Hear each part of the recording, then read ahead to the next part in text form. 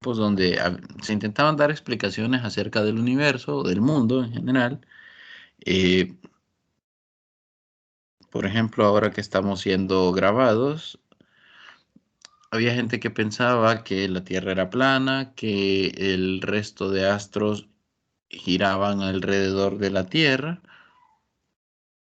Y luego ustedes a lo largo del video van observando cómo eso no es así.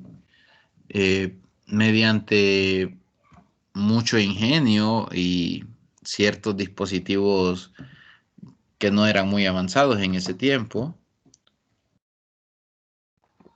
se llegó a calcular la inclinación de la Tierra, y se llegó incluso a calcular la velocidad, más adelante, mucho más adelante, se llegó a calcular la velocidad de la luz. Entonces, los avances en la ciencia se han dado gracias a estos experimentos. Llegamos a un punto en el que ya no fue así. Pero lo que tienen en común todos estos experimentos y todos estos trabajos en física es que todos se basaron en trabajos anteriores. Y justamente aquí tenemos los trabajos de Copérnico, explican o intentan describir el movimiento de los astros. Luego, bueno, se hacen mejores observaciones del movimiento de los planetas, de la posición. Y tenemos aquí como desde los 1400 a los 1630 se estudia pues el, se estudian los planetas, incluido el Sol también. Las tres leyes de Kepler se siguen utilizando hoy en día, así que esto se sigue utilizando. Y llegamos hasta Galileo. Entonces viene Galileo y hace ciertos experimentos para investigar estas leyes del movimiento. Ok, Galileo ya no se interesó por los astros, ya aterrizó un poco más, se aterrizó un poco más a estudiar objetos cotidianos que se mueven. Y entonces en la Torre de Pisa estudia la caída libre de los objetos y también estudia el movimiento en un plano inclinado. Y define este concepto que es inercia, que se va a parecer mucho a la primera ley de Newton. Pero bueno, es una propiedad o rasgo que le impide a un objeto cambiar de estado, de movimiento o de reposo. En otras palabras, si un objeto está en reposo, no puede salir del reposo así nomás por sus propios medios, sin que nada actúe sobre él. Él no puede salir del reposo, así que esto ya se va pareciendo mucho a la primera ley de Newton. Del experimento de la Torre de Pisa, lo que él descubre es que todos los objetos caen con la misma aceleración. Tengo un video muy bueno acerca de eso. Vamos a verlo ya que estamos acá. Vamos a ver.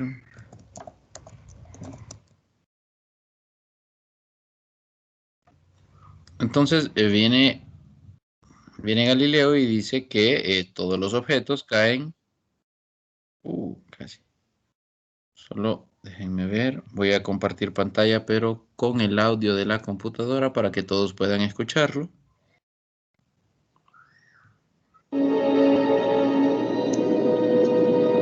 This is NASA's Space Power Facility near Cleveland, Ohio, and it is the world's biggest vacuum chamber.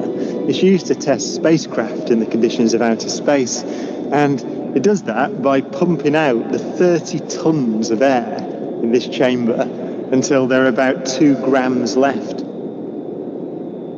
This thing can take the force that's present on the outside when it's pumped out to the conditions of outer space.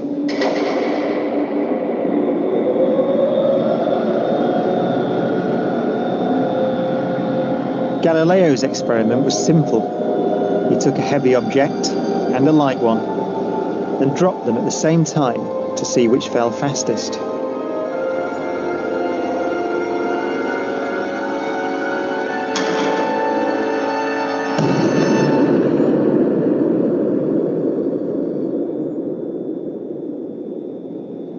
Now, in this case, the feathers fell to the ground at a slower rate than the bowling ball because of air resistance.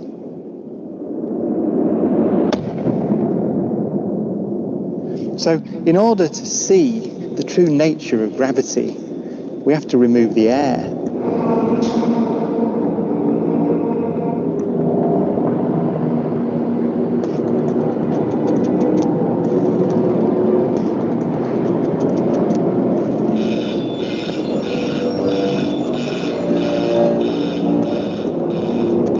It takes 3 hours to pump out the 800,000 cubic feet of air from the chamber.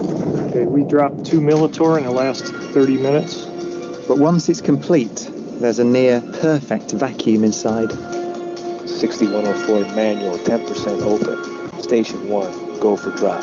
PCV 30-1, pressure set point at 240 psi. Drop. 10, 9, 8, 7, 6, 5, 4. Cameras on. 2, 1. Release.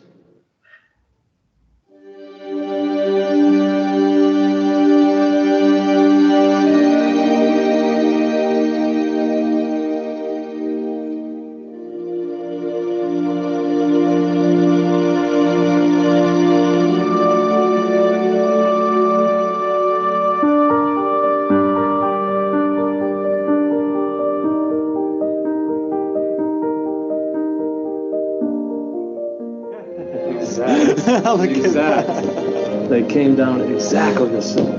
Wow. Look at how they hit right there. Exactly. Back on the side. Exactly the same. Feathers don't move, nothing. Look at that. That's just brilliant.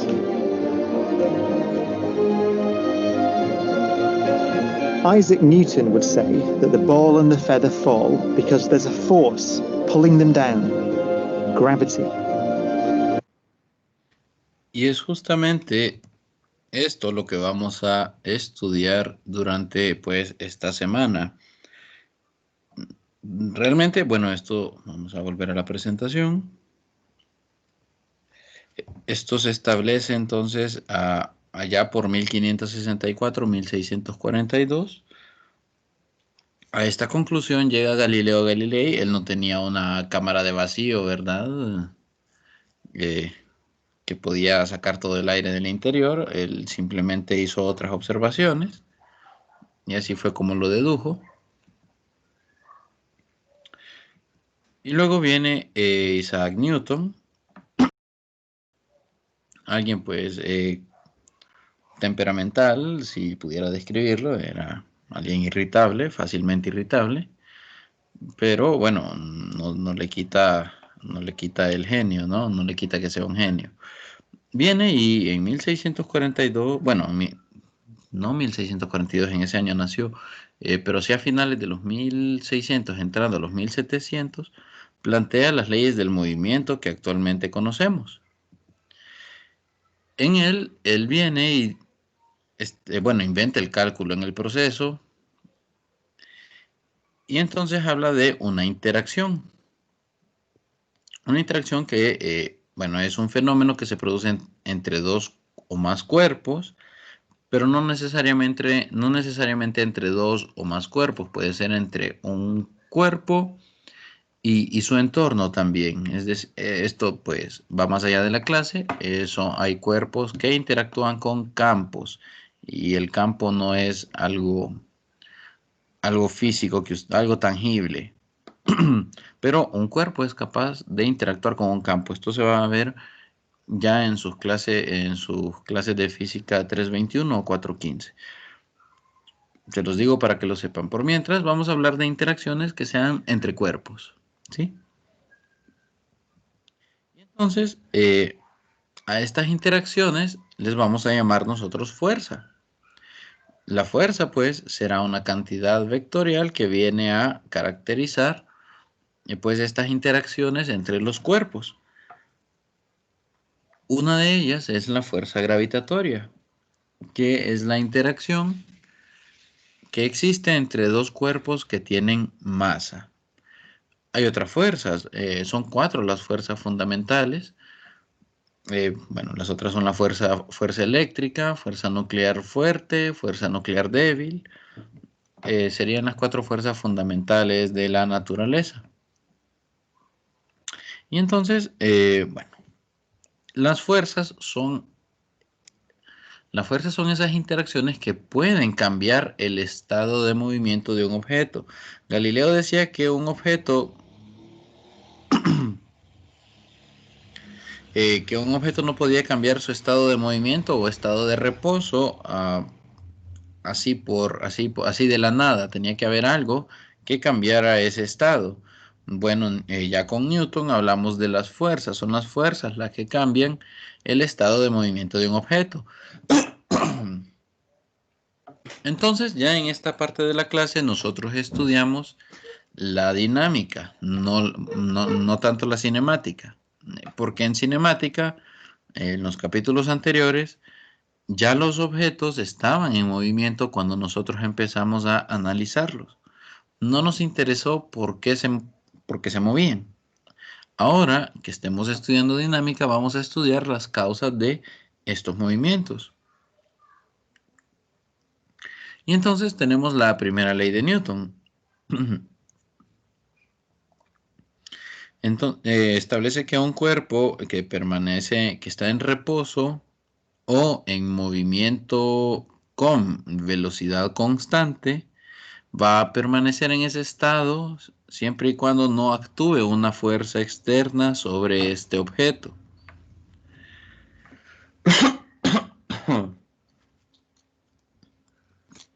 Eso nos dice entonces la primera ley de Newton.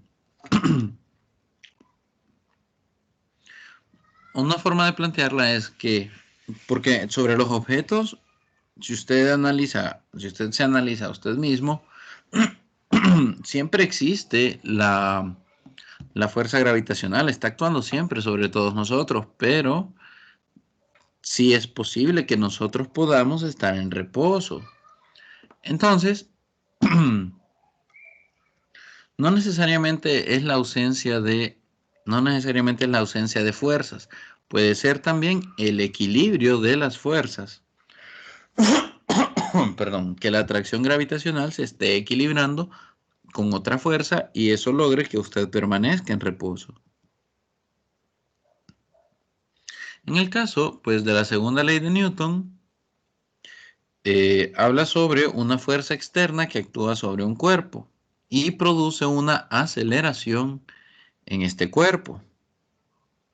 La dirección de la aceleración es la misma que la dirección de la fuerza neta, es decir, usted suma vectorialmente todas las fuerzas y el vector resultante, la dirección del vector resultante, que sería la fuerza neta, es la dirección de la aceleración del objeto. Y entonces establecemos que la fuerza neta o la suma de todas las fuerzas es igual a la masa por la aceleración. Como son vectores, entonces tenemos fuerzas en X, fuerzas en Y y fuerzas en Z. Algo interesante es que viene Newton y dice que la masa de un objeto, pues, si bien representa la cantidad de materia que tiene este objeto, la masa también representa o es una medida de la inercia del objeto. ¿Qué quiere decir? Quiere decir que entre mayor masa tenga un objeto, es más difícil cambiar su estado de movimiento porque tiene más inercia. Entonces viene Newton y dice que la masa es una medida de la inercia. Luego tenemos la tercera ley de Newton y establece que si el cuerpo A ejerce una fuerza sobre el cuerpo B, entonces el cuerpo B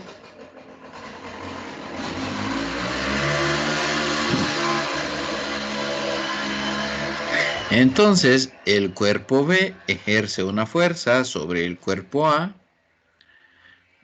que tiene la misma magnitud, pero la dirección es opuesta. Yo aquí siempre le digo a mis estudiantes que intenten,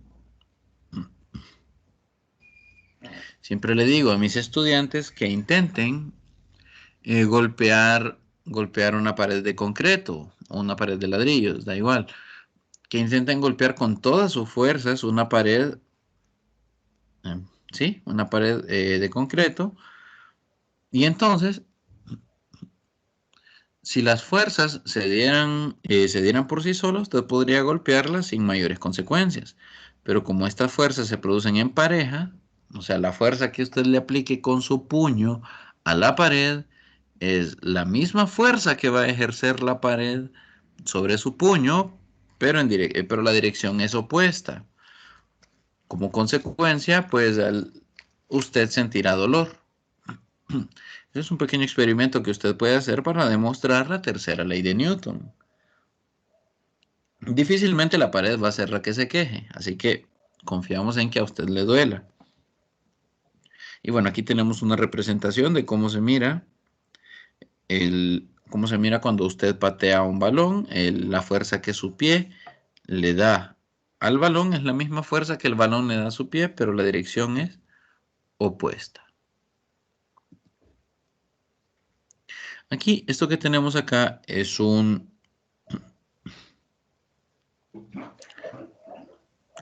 diagrama de cuerpo libre de una caja, donde tenemos una fuerza que va en dirección hacia abajo, que suele ser el peso. El peso es la fuerza gravitacional. Es como le llamamos a esta fuerza de atracción gravitacional. Y la normal es una fuerza que existe cuando usted se apoya sobre una superficie. En este caso, una superficie horizontal. La fuerza normal es vertical. Siempre va a formar 90 grados con respecto a la superficie.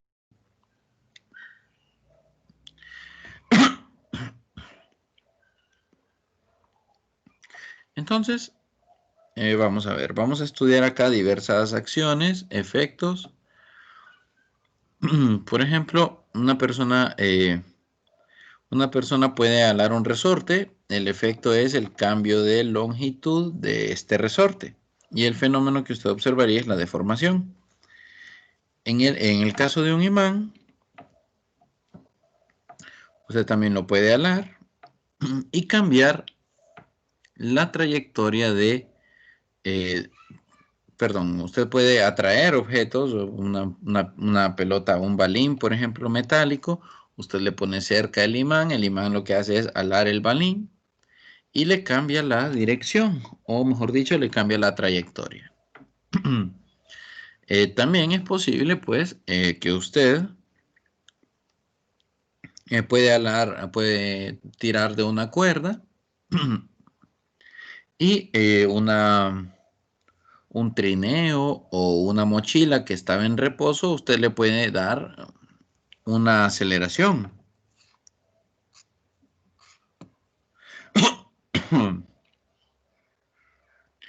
Entonces existen, les hablaba que existían 4 fuerzas fundamentales, pero existen muchas más. Existen estas fuerzas de contacto, hay fuerzas de largo alcance. Un empujón, o sea, si usted viene y empuja un objeto, esa fuerza solo existe mientras usted está en contacto con el objeto. Luego existe la tensión. La tensión solo existe mientras usted está jalando una cuerda o una cadena cuando un automóvil está remolcando a otro. La normal, que también solamente existe cuando usted se apoya sobre una superficie. La superficie no necesariamente es horizontal. Puede ser que usted se recueste sobre una pared. O el hombre araña que se queda pegado al techo, pero bueno. Y la dirección de la fuerza normal cambiará de dirección dependiendo de a qué superficie usted se apoye. Y entonces existe la fricción, también es una fuerza de contacto. Esto se da con superficies ásperas. Cuando usted se cae, cuando usted era más pequeño, bastante joven, digamos niño, y salía corriendo porque estaba jugando, inevitablemente más de alguna vez usted se cayó. Si se cayó sobre el césped, no hubo mayores consecuencias. Pero si usted vivía en un lugar donde la calle es de tierra y usted se cayó, probablemente se raspó. Bueno, usted se raspó porque su piel al entrar en contacto con el suelo, había una fuerza de fricción que impidió que usted se deslizara infinitamente hacia el frente. Y entonces esa fuerza de fricción lo que hizo fue detenerlo a usted, pero como su piel no es completamente sólida, su piel se puede desprender. Esta fuerza de fricción fue tan grande que desprendió parte de su piel, exponiendo la parte interna. Y esto se debe pues a la fuerza de fricción. Es bueno porque usted no se fue deslizando indefinidamente hacia el frente. Es malo porque le dolió.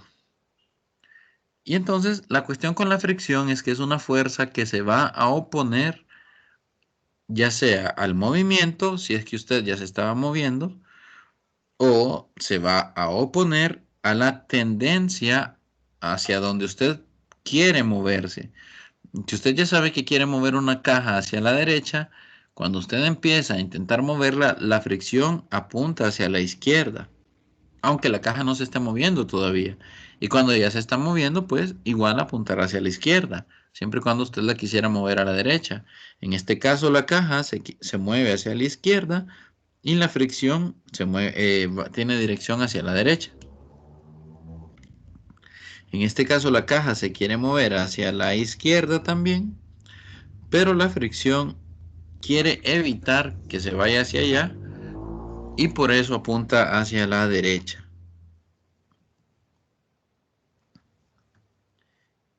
Tenemos este entonces.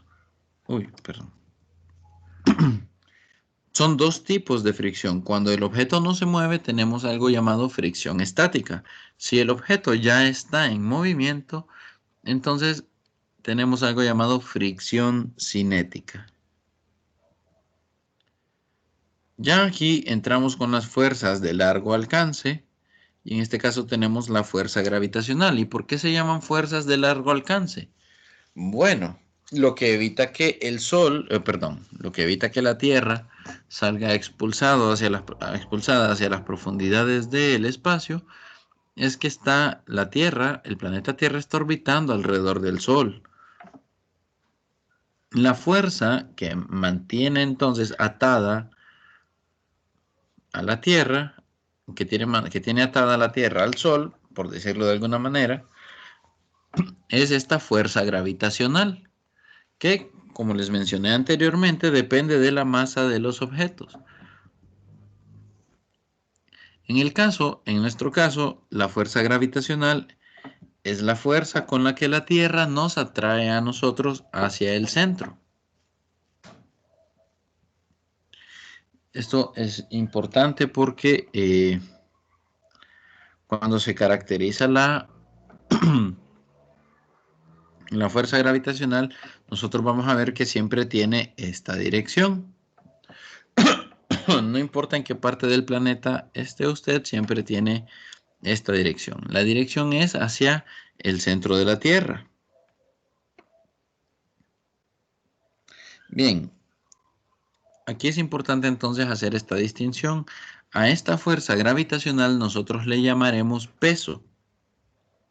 Yo sé que en el lenguaje cotidiano, masa y peso son sinónimos.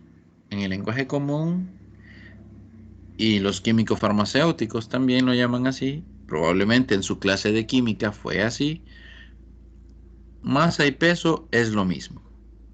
Al menos para las clases de física, 2, si ustedes de sistemas o de civil, o de mecánica, 3 si usted es de ingeniería química, 4 si usted es de ingeniería eléctrica o de la licenciatura en física.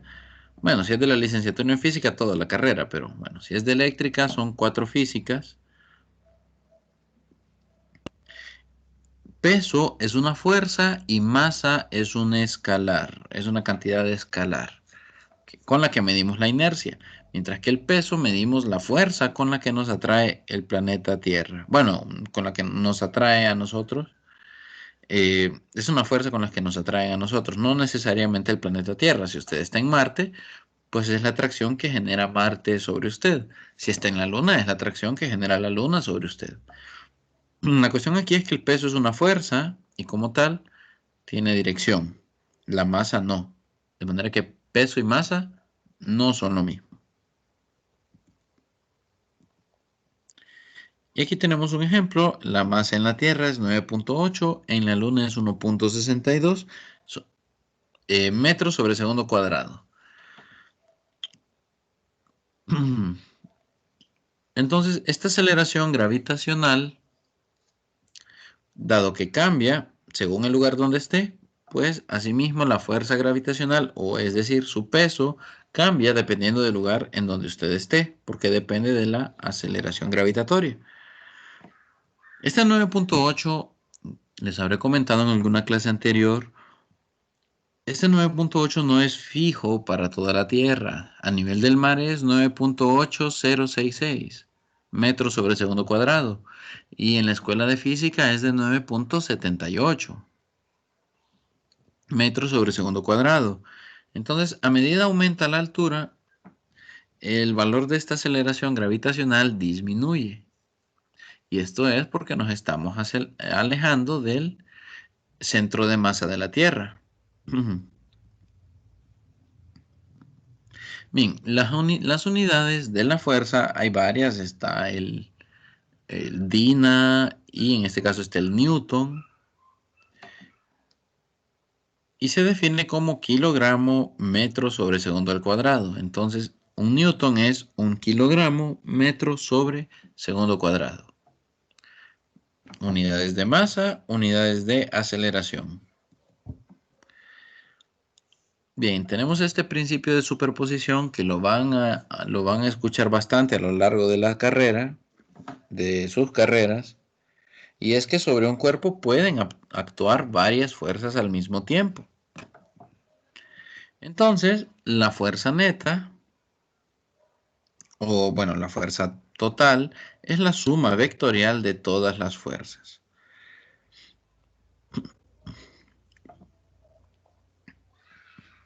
Ok, bueno, aquí tenemos este comentario. Las leyes de la mecánica clásica son válidas solamente en una cierta serie de marcos de referencia, es decir, aquellos para los cuales todos los observadores medirán la misma aceleración en un cuerpo en movimiento.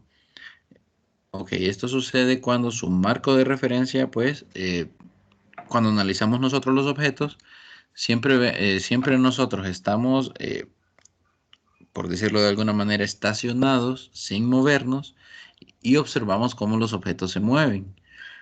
Esto sería diferente si nosotros estamos acelerando. Si nosotros estamos acelerando, el fenómeno que observaríamos, si bien es el mismo, las mediciones que realicemos sí serían diferentes. Entonces, estamos asumiendo que nosotros siempre vamos a estar posicionados vamos a analizar nuestros problemas desde un marco cuya aceleración será 0. ¿Qué es un diagrama de cuerpo libre? Bueno, es la representación del cuerpo y de todas las fuerzas que actúan sobre ese cuerpo. Pues en este caso tenemos un objeto donde actúa la fuerza normal porque está apoyado en una superficie que es el suelo. La fricción, porque imaginamos que se quiere mover hacia la derecha debido a que hay una tensión actuando sobre la caja. Y pues está el peso de la caja. Entonces en este diagrama usted representa todas las fuerzas. Y mediante la primera o segunda ley de Newton, según sea el caso, usted analiza este problema. Tiene que considerar aquí que la tensión, dado que no está alineada ni con el eje X ni con el eje Y, entonces hay que calcular sus componentes dependiendo del ángulo con el que se esté aplicando. Bien, vamos a quedarnos acá. Vamos a continuar el día de mañana por acá, por la aplicación de las leyes de Newton. Solo agregando que, pues, la primera ley de Newton también se le conoce como equilibrio traslacional. Es decir, el objeto no acelera, no se mueve, y si se mueve lo hace con velocidad constante. Entonces, aquí hablamos del caso en el que el objeto no se mueve, de manera que está en equilibrio traslacional. Vamos a ver. Bueno, nos vamos a quedar el día de hoy por acá.